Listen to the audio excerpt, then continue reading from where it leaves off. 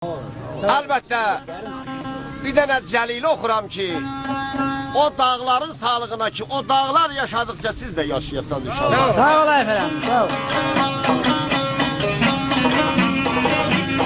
Bu bahçeyi getirin bana öyle. Dayan da.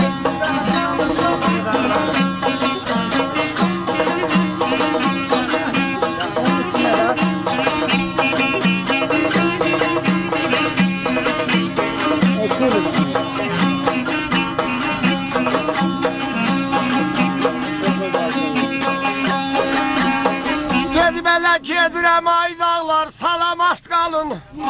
Doların başında yar amanatı.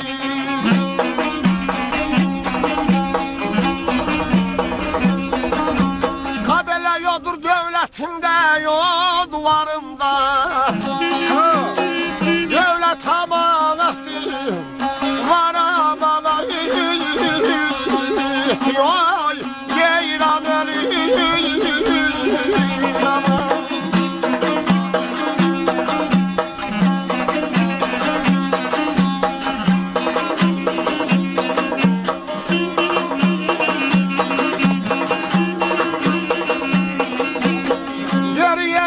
Yeri ay bizim eli, anam sana kurban, ay şirin değil, ay yeyran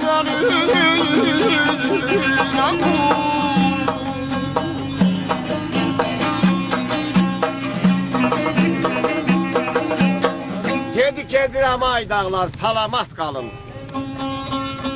Dolanın başıda yar amanatı. Odur dövlətim də, odur varım da, dövlət amanatı, var amanatı. Allah'ımız güzel sınıfı xarab edin.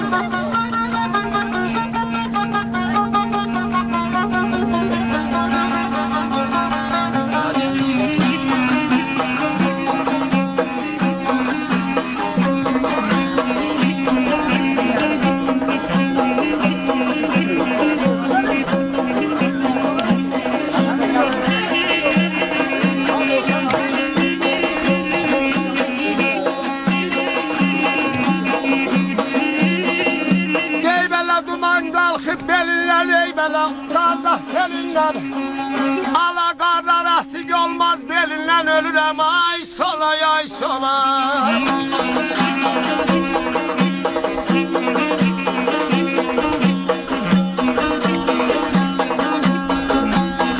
Abələ yobanın qızları eydərər gülündən.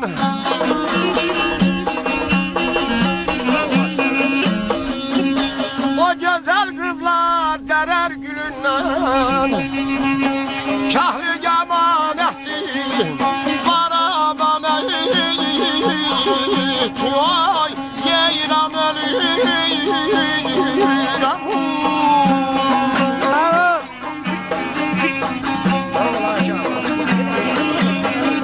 Ala qarlar əsik olmaz belindən. Bax, o dumanlar da qavzanar sərindən, müqaddəm qızları dərər gülündən. Gözəl əmanəti, gül əmanəti, o güllər əmanət hamısı getməlidir. Allah eləsin, həmişə ömrünüz bahar olsun inşallah.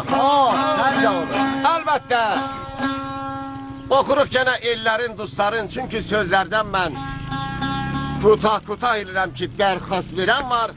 Ona görə ki, bəlkə nahar moğası az qalır, hamısın sağlığıza.